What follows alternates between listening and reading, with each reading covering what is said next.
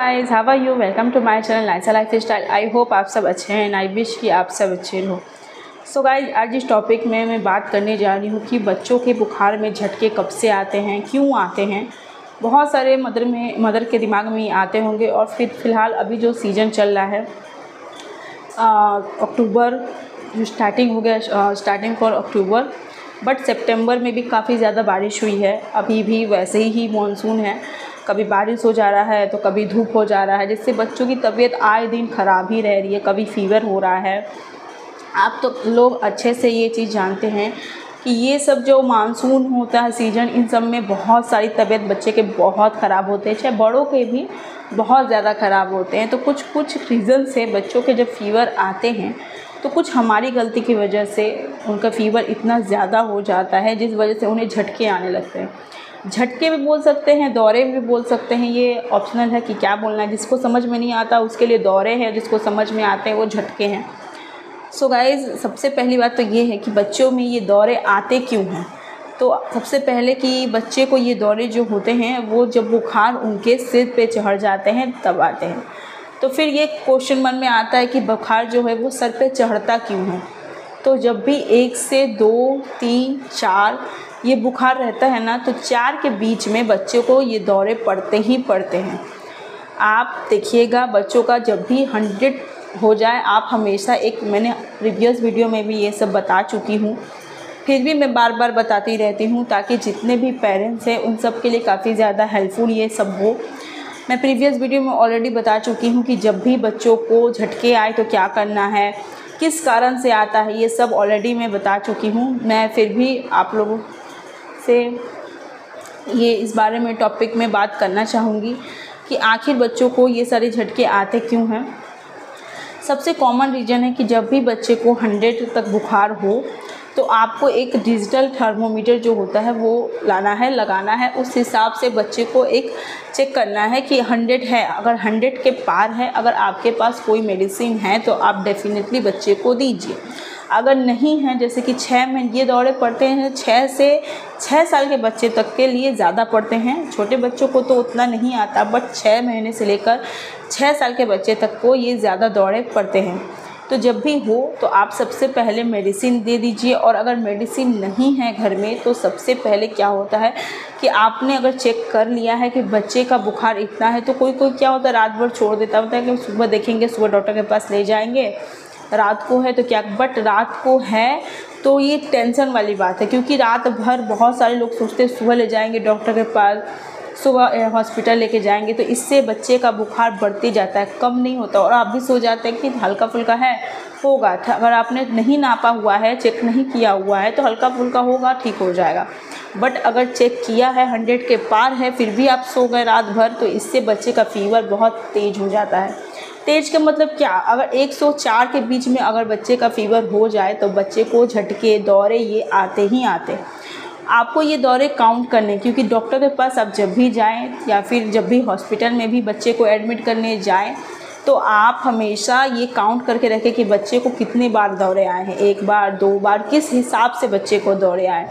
क्या उसने सिवरिंग की है, या उसके मुंह से झाग निकला है, या उसके आँख को उलट दिया है, कुछ भी आपको एक्सप्लेन करना पड़ेगा डॉक्टर को। क्योंकि डॉक्टर अगर आपसे ये क्वेश्चन पूछेंगे कि अगर बच्चे को झटके आए हैं तो कितने बार आए हैं, क्योंकि पता है मैं जब अपने बाबू को लेकर हॉस्पिटलाइज में भर्ती थी, बहुत सारे ऐसे पेशेंट थे, बहुत सारे, जिसे मैं ना जानती थी, मतलब कुछ अलग अलग हिसाब में फ़ीवर था। मैंने अपने ऑलरेडी इतने एक्सपीरियंस, 3 बच्चे को एक्सपीरियंस 6 ईयर से मैंने जो किया हुआ है उससे बिल्कुल अलग था। इनफैक्ट मैं इतने सारे बच्चों को मैंने देखा है, उनसे खेली हूँ। मेरे घर में बहुत सारे बच्चे हैं, मेरे फैमिली में बहुत सारे बच्चे हैं, फिर भी मैंने आज तक वैसा फ़ीवर अपने लाइफ में मैंने एक्सपीरियंस नहीं किया। क्यों? क्योंकि वो जब आए थे ना, उसका बच्चा मतलब मुंह से बिल्कुल उसका जो होता है ना फेना के टाइप में, जो सर्फ का जो हम लोग कपड़ा धोते हैं सर्फ का फेना होता है, उस टाइप से उसके मुंह से बिल्कुल झाग निकल रहा था, बिल्कुल झाग। आँख उसने पूरा उलट दिया था। मैंने उनसे पूछा कि अगर ये क्या प्रॉब्लम है, इसका सिर्फ फ़ीवर है तो ऐसा क्यों, और बिल्कुल हाथ पाँव से बिल्कुल टांग दिया था। तो उन्होंने कहा कि इसकी ये प्रॉब्लम हर 4 ईयर्स में होता है।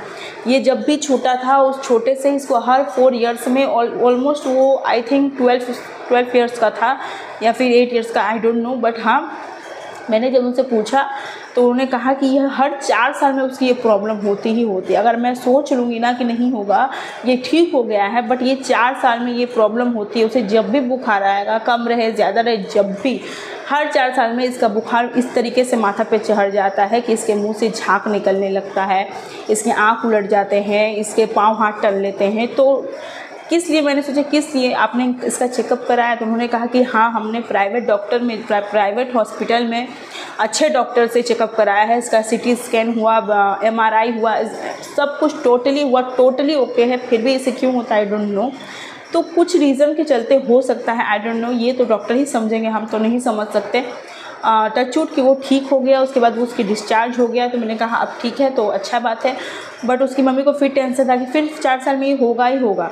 तो ये क्यों होता है मुझे नहीं पता, बट हाँ, अगर आपके बच्चे को फ़ीवर होता है तो इसे काउंट करके रखिए कि उसे कितना ज़्यादा हो रहा है, किस तरीके से हो रहा है, ताकि आपको डॉक्टर को बताने में ये ईज़ी वे में ईज़ी लग सके, ठीक है। और अगर आपके पास मेडिसिन नहीं है तो सबसे अच्छा विकल्प जो है वो है बच्चे को पट्टी करिए। अगर बच्चे को इतना ज़्यादा झटके आ रहे हैं, सिवरिंग आ रहा है, वो आँख उलट दे रहा है, हो सकता है वॉमिटिंग करने लगे, कुछ भी हो सकता है। अगर आपके पास विकल्प है तो सबसे बेस्ट रास्ता है कि आप अपने बच्चे को हॉस्पिटल में एडमिट कर दीजिए, चाहे रात के कितने भी बजे हो। कोई हो सकता है, कोई ऐसा प्लेस हो जहाँ मुझे लोग कमेंट कर सकते हैं कि दी मेरे इतने नज़दीक में हॉस्पिटल नहीं है और रात को मैं जाना प्रेफर नहीं करती, मैं अकेली हूँ घर में, या फिर मेरे हस्बैंड भी या मेरे घर के लोग भी हैं, तो हॉस्पिटल बहुत दूर है यहाँ से, तो हमें सुबह तक रुकना पड़ता है। तो आप सबसे पहले घर में मेडिसिन रखो। अगर आपके पास बहुत दूर है हॉस्पिटल, आपको जाने में दिक्कत हो रही है, आप घर में मेडिसिन रखो, क्योंकि बच्चे को ये इस चीज़ की मेडिसिन देना बहुत ज़रूरी है। बच्चे को जो झटके आएंगे उससे तो अच्छा ही है ना कि आप उसको मेडिसिन दे दीजिए। तो आप जैसे कि मैं डेली बेस में क्या करती हूँ, मेरे पास हर मंथ में, मैंने हमेशा से एक वीडियो बनाया कि 1 महीने में आपको दवा फेंक देनी है, तो 1 महीने में बच्चे के लिए वो दवा रखनी ही रखनी है। अगर आपने उसे कैप को खोल दिया है तो 1 महीने के अंदर फेंक दीजिए, नहीं तो वह सील पैक है तो उसे मत खोलिए, छोड़ दीजिए। तो मैं क्या करती हूँ कि हर मंथ में उसके लिए, अगर सील मेरा खुला हुआ है तो मैं उसे 1 महीने में फेंक देती हूँ, अगर नहीं खुला है तो मैं एक एक्स्ट्रा बोतल ला कर रखती हूँ।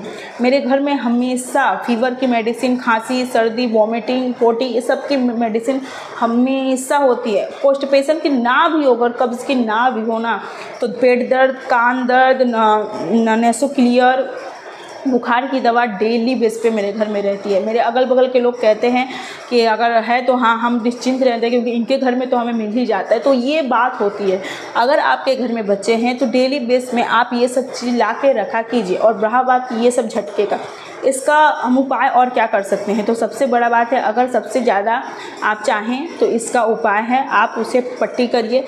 ना एकदम बर्फ़ वाली पट्टी नहीं करनी, एकदम चिल वाटर का बिल्कुल नहीं करना, कुछ नहीं करना। या तो आप नॉर्मल वाटर करिए, या तो ज़्यादा अगर देख रहे हैं ठंड का मौसम है, सर्दी का मौसम है, आपको डर लग रहा है, लुक वार्म वाटर, जैसे हल्का गुनगुना पानी जो होता है ना, उसका पट्टी करिए। और पट्टी कहाँ स्पॉन्ज करना है, पूरे बॉडी में। बहुत सारे लोग क्या गलती करते हैं, सिर्फ सर पे पट्टी कर देते हैं, बुखार नहीं रुकता, नहीं, पूरे बॉडी, सर के बाल से लेकर पूरे नीचे तक उसको वाटरिंग करिए, आप पूरे बॉडी में करिए। अगर आप उसके सिर को धोइएगा ना, देखिएगा उसके बहुत ज़्यादा रिलैक्स होगा, बुखार नीचे की तरफ उतरेगा। मेरी मानिए तो आप ग्लूकोम वाटर कभी मत करिए, कुछ भी मत करिए। आप सिर्फ एक नॉर्मल कल का पानी खोलिए, उसे अच्छे से नहला दीजिए, जितना भी रात हो। डरिए मत कि हो सकता है कि उसे और बुखार जाए, बिल्कुल भी मत डरिए। आप पूरे बॉडी से उसे नहला दीजिए ऊपर से नीचे तक, देखिएगा उसका बुखार काफ़ी हद तक नॉर्मल हो जाएगा। तो अगर आपको मेरी बात समझ में आए, अच्छी लगे तो प्लीज़ एक लाइक शेयर सब्सक्राइब जरूर करिएगा। Thank you, bye bye.